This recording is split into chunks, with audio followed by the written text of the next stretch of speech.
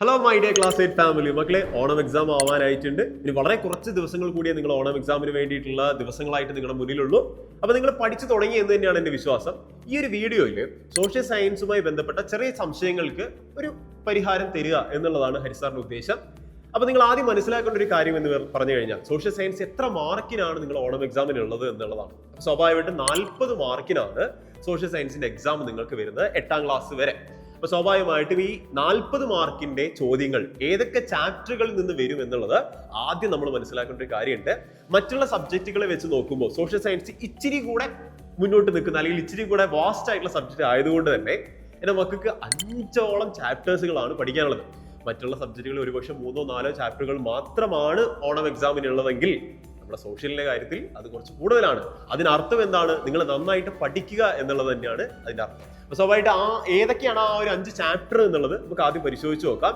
ഇതിനുശേഷം ഈ വീഡിയോന്റെ അവസാന ഭാഗങ്ങളാകുമ്പോഴത്തേക്ക് നിങ്ങൾക്ക് ഈ ചാപ്റ്ററുകളിൽ ഏതൊക്കെ ചാപ്റ്ററുകൾ നന്നായിട്ട് പഠിച്ചു കഴിഞ്ഞാൽ, ഏതൊക്കെ ചാപ്റ്റർ നിങ്ങൾ വെയിറ്റേജ് കൊടുത്ത് പഠിച്ചു കഴിഞ്ഞാൽ 40ൽ ഏറ്റവും കൂടുതൽ മാർക്ക് മേടിക്കാൻ പറ്റും എന്നുള്ള കാര്യം കൂടെ ഞാൻ പറഞ്ഞുതരാം. അപ്പൊ ഇതൊക്കെയാണ് നമ്മുടെ ചാപ്റ്റർ. ഒന്നാമത്തെ ചാപ്റ്ററിന്റെ പേര് ഇൻവേഷൻ ആൻഡ് റെസിസ്റ്റൻസ് എന്നുള്ള ചാപ്റ്റർ ആണ്.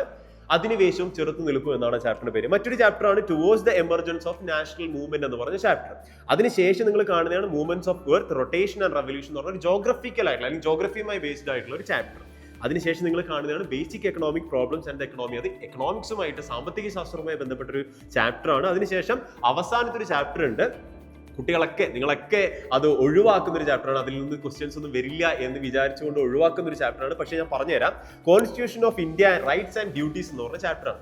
അപ്പൊ ഈ ഒരു 5 ചാപ്റ്ററുകൾ നിങ്ങൾ നോക്കുമ്പോൾ ഞാൻ പറയട്ടെ, 40 മാർക്കിനാണ് ക്വസ്റ്റ്യൻ ഉണ്ടാവുക എന്ന് ഞാൻ പറഞ്ഞു. അപ്പൊ ഇതിൽ ഏതിനായിരിക്കും സാർ ഞങ്ങൾ കൂടുതൽ എംഫസൈസ് ചെയ്യേണ്ടതെന്ന് ചോദിച്ചു കഴിഞ്ഞാൽ, ഓഫ്കോഴ്സ് നിങ്ങൾ ആദ്യത്തെ 2 ചാപ്റ്ററുകളിൽ നിന്ന് തന്നെ അതിന് കൂടുതൽ എംഫസൈസ് ചെയ്തുകൊണ്ട് പഠിക്കുക. അതിൽ നിന്നായിരിക്കും ഏറ്റവും കൂടുതൽ നിങ്ങളോട് മാർക്കിന് ചോദിക്കുക എന്നുള്ള കാര്യം നിങ്ങളുടെ മൈൻഡിൽ ഉണ്ടായിരിക്കാം. അപ്പം ഈ ഒരു സംഭവത്തിന്റെ അവസാന ഭാഗത്ത് നിങ്ങൾ സ്കിപ്പ് ചെയ്ത് പോകാൻ ഒരു ചാൻസ് ഉള്ള ഒരു ഭാഗം ഞാൻ പറഞ്ഞുതരാം. 5ാമത്തെ ചാപ്റ്റർ ഉണ്ട്. ഈ ചാപ്റ്ററിൽ നിന്ന് അധികം മാർക്കിന് ചോദിക്കില്ല എന്ന് നിങ്ങൾ വിചാരിക്കുന്നുണ്ടെങ്കിൽ അത് നിങ്ങൾ ആ ഒരു ചിന്ത മനസ്സിൽ നിന്ന് എടുത്തു കളയാം. ഒരു പക്ഷേ ഈ 5ാമത്തെ ചാപ്റ്ററിൽ നിന്നും നിങ്ങളോട് ക്വസ്റ്റ്യൻസ് ചോദിച്ചിരിക്കാം.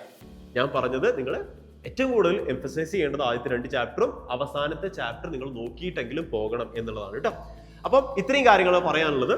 അപ്പം ഇതുപോലെ ഓരോ വിഷയങ്ങളുടെയും നിങ്ങൾക്ക് ചാപ്റ്റർ വൈസ് ആയിട്ടുള്ള ഡീറ്റെയിൽസും അതുപോലെ തന്നെ വെയിറ്റേജും ഏത് ചാപ്റ്ററിന് കൂടുതൽ നിങ്ങൾ പഠിക്കണം എന്നുള്ള വിവരങ്ങളൊക്കെ അറിയണമെങ്കിൽ ജസ്റ്റ് ഈ ഒരു വീഡിയോന് താഴെ കമന്റ് ബോക്സിൽ വന്നിട്ട് യെസ് സാർ അല്ലെങ്കിൽ ഏത് വിഷയത്തിന്റെ ആണെന്നുള്ളത് ആ വിഷയത്തിന്റെ പേര് കൊണ്ടൊന്ന് കമന്റ് ചെയ്യാൻ ശ്രദ്ധിക്കുക. മാക്സിമം ഈ വീഡിയോ എല്ലാവരിലേക്കും ഒന്ന് ഷെയർ ചെയ്യുക, ഫ്രണ്ട്സിലേക്ക് ഒന്ന് ഷെയർ ചെയ്ത് കൊടുക്കുക. ചാനൽ സബ്സ്ക്രൈബ് ചെയ്ത് വെക്കുക. ബിക്കോസ് നമ്മൾ ഇനി ഓണം എക്സാം ആകുമ്പോൾ നമ്മുടെ ചാനലിലൂടെ നിങ്ങൾക്ക് വീഡിയോസ് ആയിട്ടും ലൈവുകളായിട്ടും ഒക്കെ നിങ്ങളെ എക്സാമിന് പ്രിപ്പയർ ചെയ്യുന്ന രീതികളിലേക്ക് നമ്മൾ ചെയ്യുന്നതായിരിക്കും. അപ്പൊ അത് മിസ്സാവാതിരിക്കാൻ കോഴ്സ് നിങ്ങൾ എല്ലാവരും എന്ത് ചെയ്യുക, സബ്സ്ക്രൈബ് ചെയ്യുക, മാക്സിമം ഫ്രണ്ട്സിനെ ഷെയർ ചെയ്ത് കൊടുക്കുക. Happy learning.